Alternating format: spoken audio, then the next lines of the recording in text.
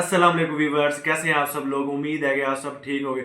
आज की बहुत बड़ी खबर मैं आपके साथ शेयर करूंगा। वो खबर ये है कि आईसीसी ने बांग्लादेश को 2 दिन का वक्त दे दिया। किस बारे में? वो ये बात है कि उन्होंने बांग्लादेश ने जाने से इनकार कर दिया था। आपको पता ही है कि बांग्लादेश और इंडिया की बहुत ही 3-4 हफ्तों से ये बात चल रही है कि हम भारत खेलने नहीं जाएंगे। उसके पीछे बैकग्राउंड यही है, आपको पता होना चाहिए कि मुस्तफिजुर रहमान जो कि केकेआर में थे उन्हें रिलीज कर दिया गया। और पॉलिटिक्स की वजह से भी के बांग्लादेश और भारत के खिलाफ आपको पता होना चाहिए कि बहुत कशीदगी थी। फिर उसके बाद आपने देखा कि बांग्लादेश ने कहा कि हम वर्ल्ड कप के लिए भारत नहीं जाएंगे। फिर उसके बाद बहुत सी अपडेट आती रही, कभी बांग्लादेश की तरफ से आती रही, कभी गोदी मीडिया मोदी की तरफ से आती रही। फिर आखिरी आईसीसी ने फिर मेंबर भेजे वहाँ पे ये बांग्लादेश को मनाने के लिए, लेकिन बांग्लादेश नहीं मानी। फिर आखिरकार उन्होंने आईसीसी ने बांग्लादेश को कहा कि आपके पास 2 दिन का वक्त है। आज है 19 तारीख, 20 और 21 तारीख तक आपको आपके पास वक्त है कि आप मान जाएं और इंडिया की जो सी बातें हैं उनको मान जाएं। इंडिया की कौन सी बातें? इंडिया की बातें हैं कि मुस्तफिजुर रहमान को साथ स्क्वाड में ना लेकर आया जाए। दूसरी जो सी बात है वो है कि वहाँ पे शायकीन बांग्लादेश की वर्दी नहीं डाल सकते। तीसरी जो सी बात है वो ये है कि जो से हैं वहाँ के सहाफ़ी, वो वहाँ पे आज़ाद नहीं फिर सकते। इस बिना के ऊपर बांग्लादेश ने कहा कि हमें सिक्योरिटी थ्रेट है और हम वहाँ पे नहीं जा सकते, और हम अपने मैचेस श्रीलंका में खेलेंगे या तो अदर कंट्री में। को जैसे पाकिस्तान हम ही भर रहा है कि हम खुद बांग्लादेश के मैचेस अपने मुल्क के में करवाने के लिए तैयार हैं। बस आईसीसी इजाज़त है, हमारे ग्राउंड बांग्लादेश के लिए खुले हुए हैं और हमारे यहाँ प्यार भी मिलेगा, मोहब्बत भी मिलेगी, और सिक्योरिटी तो यहाँ ऐसी होगी जैसे पॉलिटिकल को मिलती होती है।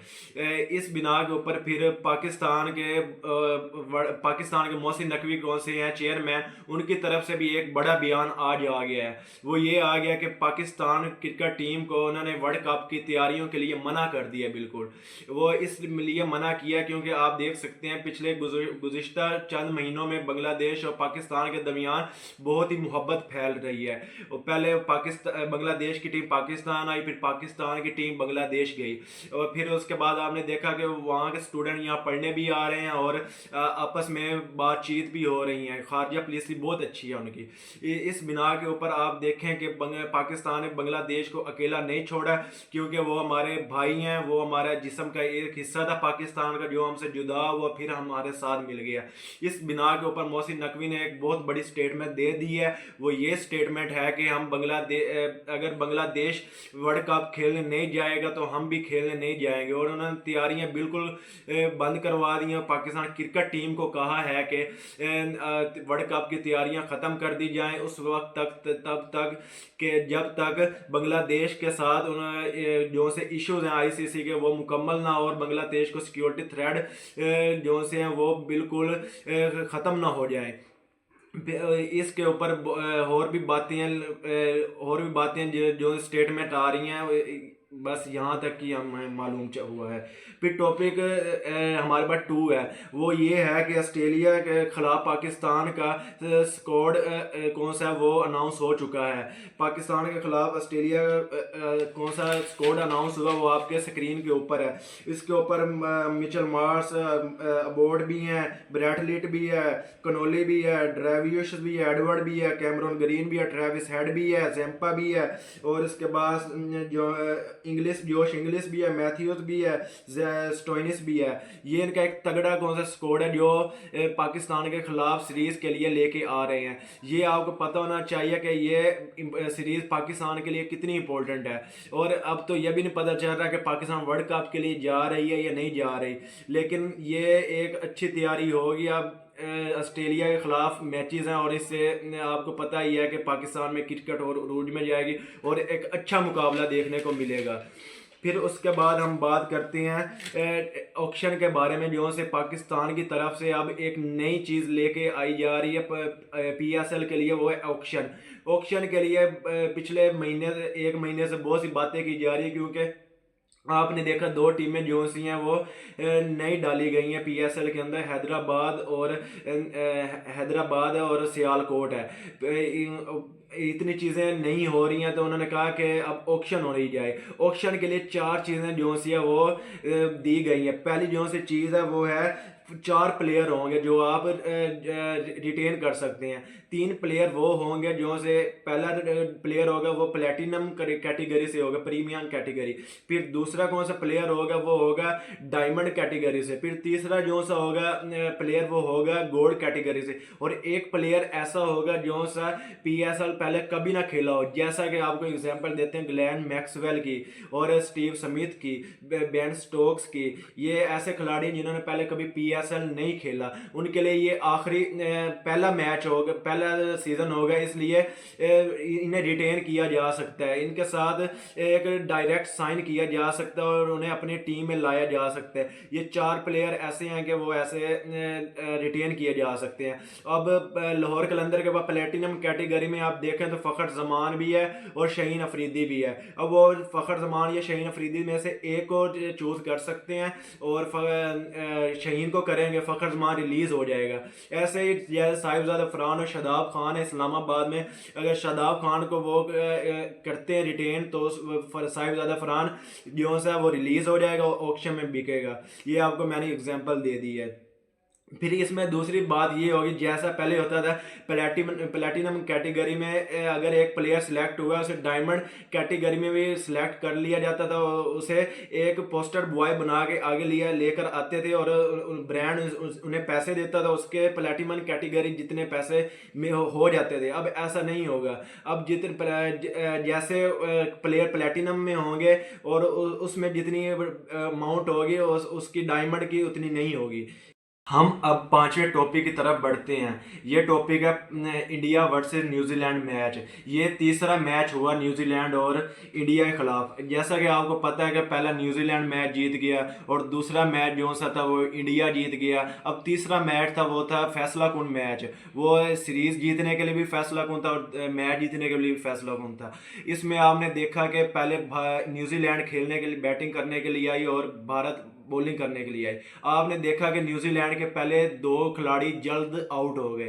फिर आपने देखा कि डैरल मिचेल जो से थे उनकी एक पार्टनरशिप छोटी सी लगी यंग के साथ, उसमें यंग ने 30 स्कोर किए और वो भी आउट हो गए। फिर उसके बाद आए ग्लेन फिलिप और उन्होंने मिचेल के साथ एक बहुत बड़ी पार्टनरशिप की, वो 200 प्लस की पार्टनरशिप थी। और इसके वजह से डैरल मिचेल और ग्लेन फिलिप्स की सेंचुरियां हुई और उसकी वजह से स्कोर 338 तक जा पहुंचा। और जब भारत खेलने के लिए आए तो भारत शुरू से ही लड़खड़ा गई। आते साथ पहला जो सा था रोहित शर्मा का कैच छूटा, लेकिन अगली बॉल पे चौका भी मारा। हमने कहा कि शायद रोहित शर्मा कुछ अच्छा करेंगे, लेकिन रोहित शर्मा अगले ही ओवर में आउट हो गए। किसके बॉल पे हुए, जिसको भारत में क्या न्यूजीलैंड में भी उसे कोई नहीं जानता। फोल्क्स नाम का कोई बॉलर है, उसे तो कोई भी नहीं जानता। न्यूजीलैंड के कौन से शहरी हैं शायकीन वो भी नहीं जानते होंगे, लेकिन वो आए, उन्होंने आते साथ रोहित शर्मा को आउट कर दिया। फिर आपने देखा 25 स्कोर पर फिर शुभमन गिल भी हाथ में कैच थमा के चले गए। फिर आपने देखा कि आते साथ के राहुल आए, उन्होंने 4 स्कोर किए, वो भी आउट हो गए। जब भारत के 3 खिलाड़ी आउट हुए वहां पे जो सी है जिम्मेदारी विराट कोहली ने अपने कंधों पे संभाली। और आपने देखा उन्होंने नीतीश के साथ एक अच्छी पार्टनरशिप की और एक हमें लगा कि शायद भारत कौन सी है वो मैच में वापस आ रही है, लेकिन ऐसा कुछ नहीं था। नीतीश भी आउट हो गए और उसके बाद हर्षित राणा आए। हर्षित राणा के ऊपर इतना एक्सपेक्ट नहीं किया जा रहा था कि वो इतनी अच्छी बैटिंग आज करेंगे, क्योंकि वो ऑलराउंडर हैं, वो भी बॉलिंग ऑलराउंडर। और उन्होंने आज ऐसा कर दिया कि हम 42 ओवर तक ऐसा लग रहा था कि भारत जीत सकती है, क्योंकि विराट कोहली भी खड़े हुए थे। उन्होंने एक सेंचुरी की, एक जबरदस्त सेंचुरी की और उन्होंने 54 सेंचुरी की और 50वीं उनकी ओवरऑल सेंचुरी है। और आप देखेंगे वो कितनी ही फॉर्म में है। वो 2016 से भी ज़्यादा खतरनाक 2026 वाला विराट कोहली बहुत ही ज़्यादा डेंजरस है। 6 का डिजिट विराट कोहली के साथ बहुत सूट करता है। और आप देखेंगे जब 42 ओवर तक हर्षित राणा विराट कोहली खड़े रहे तो था कि भारत जीत जाएगा। जब हर्षित राणा आउट हुए तो आगे फिर लाइन ही लग गई। विराट कोहली भी आउट हो गए, आते साथ ही फिर सिराज भी आउट हो गए, तो लाइन लग गई। कुलदीप यादव भी आउट हो गए। 296 पे भारत ऑल आउट हो गया। ये एक बहुत ही बड़ा रिकॉर्ड न्यूजीलैंड ने अपने नाम किया कि पहली बार इंडिया की सरजमीन में इंडिया के ही खिलाफ वो सीरीज जीत गए। ये एक बहुत ही बड़ा रिकॉर्ड उन्होंने न्यूजीलैंड ने अपने नाम किया। ये कौन सा है, गौतम गंभीर के सरबराही में तीसरी बार ऐसा हो चुका है। पहले न्यूजीलैंड ने टेस्ट मैच में ऐसा किया, फिर उसके बाद साउथ अफ्रीका ओडीआई खेलने के लिए आए, फिर ओडीआई में ऐसा हुआ, फिर उसके बाद न्यूजीलैंड अब ओडीआई सीरीज खेलने आए, फिर सीरीज भी हार गए। ये एक शर्मनाक रिकॉर्ड था जो से इंडिया ने अपने नाम किया। फिर उसके बाद हम बात करते हैं ओवरऑल एक सीरीज में सबसे ज़्यादा रन किस खिलाड़ी ने मारे हैं। वो आप स्क्रीन में देख सकते हैं कि पहला खिलाड़ी है वो है बाबर आजम, जिसने 360 स्कोर किए हैं। फिर उसके बाद दूसरा खिलाड़ी है वो शुभमन गिल, वो कौन सा बाबर आजम था उसने 2016 में किए थे। फिर उसके बाद शुभमन गिल आ जाते हैं। शुभमन गिल ने 2023 में किया है 360। फिर उसके बाद डैरिल मिचेल तीसरे नंबर पे हैं, उन्होंने किया 352। ये एक अच्छा रिकॉर्ड है जो बाबर आजम के अभी भी नाम है, वो ये टूट नहीं पा रहा। फिर उसके बाद हम बात करते हैं टॉपिक 7 हमारा आखिरी टॉपिक रह गया है, वो जमान खान की बॉलिंग। क्या ही बॉलिंग की उन्होंने, स्टीव स्मिथ को उन्होंने यार्कर मारा और स्टीव स्मिथ बोल्ड आउट हो गए। स्टीव स्मिथ को पता भी ना चला कि वो कैसे आउट हो गए। ये एक बहुत ही हैरान कुन थे, क्योंकि इससे पहले डेविड वार्नर ने उन्हें ये कहा था कि ये इसकी बॉलिंग एक 4 साल बच्चे जैसी बॉलिंग करा रहे हैं। फिर आपने देखा कि अगले मैच में जमान खान ने 6 रन आखिरी ओवर में चाहिए थे, तो 2 रन बस दिए और टीम को जीत दी। और इसके बाद कल वाला मैच तो वैसे हार गए, लेकिन फिर भी आपने देखा कि जमान खान ने अच्छी बॉलिंग की और बाबर आजम की टीम प्ले ऑफ में पहुंच गई। और बाबर आजम की कारकर्दगी पे बात करें तो बहुत ही मायूस कुन है। 10 मैचेस खेले हैं और बिल्कुल ही फ्लॉप जा रहे हैं। 2 50s हैं और एक बार 47 स्कोर है उनके।